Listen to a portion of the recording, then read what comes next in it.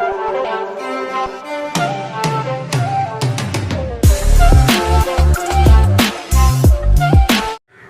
Two back tech location.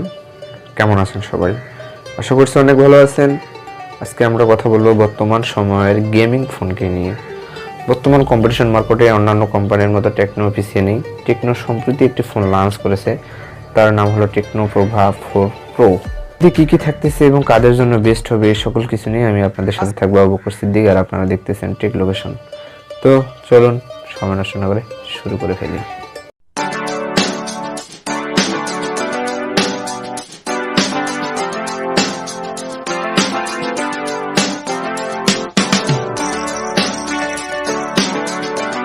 আমরা কথা বলি ফোনটির ডিজাইন এবং বিল্ড কোয়ালিটি নিয়ে।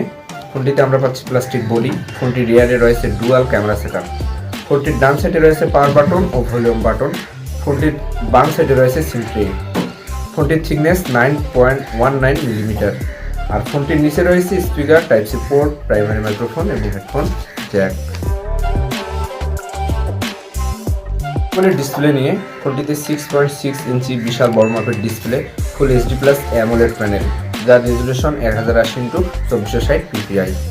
ফোনটিতে 180 হার্জ টাচ রিফ্রেশ রেট পাচ্ছি এবং ফোনটির ডিসপ্লেতে পাচ্ছি আমরা 90 হার্জ রিফ্রেশ রেট।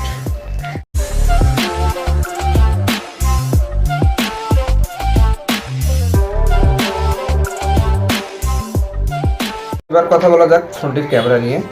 ফোনটিতে পাচ্ছি ডুয়াল ক্যামেরা সেটআপ। ফোনটির রিয়ারে পাচ্ছি 50 মেগাপিক্সেল মেইন ক্যামেরা, যার অ্যাপারচার 1.9 এবং এআই লেন্স পাচ্ছি আমরা 2 মেগাপিক্সেল, যার অ্যাপারচার 2.4। ফোনটির সামনে পাচ্ছি আমরা 8 মেগাপিক্সেল সেলফি ক্যামেরা। ফোনটিতে 1080 রেজুলেশনে ভিডিও শুটিং করা যাবে।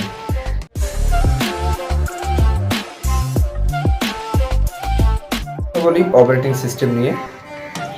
ফোনটিতে অ্যান্ড্রয়েড 12 পাবো আমরা এবং iOS ভার্সন 12 রয়েছে। এই ইউআইটি মোটামুটি ভালো, টেকনোর অন্যান্য ইউআইগুলো থেকে এই ইউআইটি অনেক এগিয়ে থাকবে এবং বেটার পারফরমেন্স করবে আশা করছি।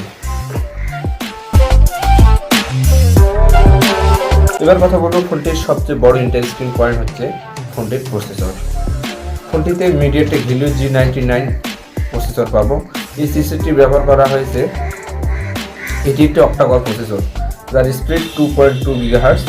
এই প্রসেসরটি 6mm বিল্ড করা। এখানে বেটার পারফরমেন্স পাবো বলে আশা করছি।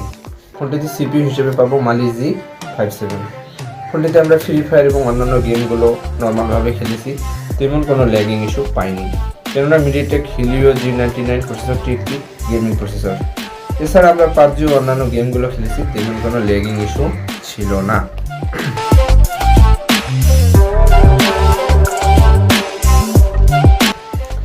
এবার আমরা কথা বলবো ফোনটির ব্যাটারি নিয়ে। ফোনটিতে আমরা পাবো 6000 mAh বিশাল বড় মাপের ব্যাটারি এবং এই বিশাল বড় মাপের ব্যাটারিকে চার্জ করার জন্য পাবো আমরা 14 ওয়াট ফাস্ট চার্জার।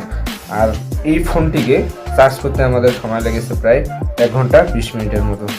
ফোনটিতে একবার চার্জ করলে নর্মাল ইউজের 2 দিনের মতো ব্যাকআপ পাওয়া যাবে। ফোনটিতে আরও থাকতেছে 10 ওয়াট রিজার্ভ চার্জিংয়ের ব্যবস্থা, অর্থাৎ এই 10 ওয়াট দিয়ে আমরা অন্যান্য ফোনে চার্জ করতে পারবো। ফোনটিতে 6GB র্যাম, 256GB ROM, 26,999 টাকায় লঞ্চ করা হয়েছে বাংলাদেশ মার্কেটে অফিসিয়াল প্রাইস। তো কথা বলতে বলতে শেষ প্রান্তে চলে আসছি। এবার কথা বলবো ফোনটির ভালো এবং খারাপ দিক নিয়ে। প্রথমে কথা বলবো ফোনটির ভালো দিক নিয়ে। ফোনটিতে আমরা পাচ্ছি ফুল এইচডি প্লাস 6.6 ইঞ্চি অ্যামোলেড প্যানেল। এই বাজেটে অন্যান্য ফোনগুলোতে তেমনভাবে এখন অ্যামোলেড প্যানেল দেখা যায় না এবং এই বাজেটে 256GB স্টোরেজ মনে হয় বাংলাদেশে এটাই প্রথম, আমরা এর আগে পাইনি। সো আমার কাছে এটা বেস্ট সাইট বলে মনে হয়েছে। আর এই ফোনটিতে বিশেষ করে যারা গেমিং করবে তাদের জন্য আদর্শ চয়েস হতে পারে। এবার কথা বলি খারাপ দিক নিয়ে। ফোনটির খারাপ দিকের মধ্যে সবচেয়ে খারাপ লেগেছে নচ ডিসপ্লে। এটা আমার কাছে বেশ খারাপ লেগেছে, কেননা এই বাজেটে নচ ডিসপ্লে আমরা আশা করতে পারি না। অন্যান্য কোম্পানিগুলো এই বাজেটে সাধারণত পাঞ্চল কাট আউট ডিসপ্লে দিয়ে থাকে। তো ক্যামেরা যদি আরেকটু ভালো হতো তাহলে হয়তো ডিসপ্লেটা একটু ভালো হতো। তবে আবার তবে ওভারঅল সব দিক দিয়ে বর্তমান সময়ের প্রাইস বিবেচনায় ফোনটি পারফেক্ট বলে আমি মনে করছি। তো কথা বলতে বলতে শেষ প্রান্তে চলে এলাম। যদি ফোনটি নিয়ে কারো কোনো কোশ্চেন থাকে তাহলে কমেন্ট করতে ভুলবেন না। সবাই ভালো থাকবেন। আসসালামু আলাইকুম।